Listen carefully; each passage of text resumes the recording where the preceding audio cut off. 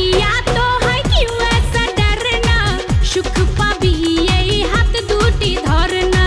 प्यार किया तो है क्यों ऐसा डरना, सुख पाबी यही हाथ दूटी धरना। आईना आई एकटू काछे बोलना कि बलार आछे, आज राते करबी जा करना। प्यार किया तो है क्यों ऐसा डरना, सुख पाबी यही हाथ दूटी धरना। प्यार किया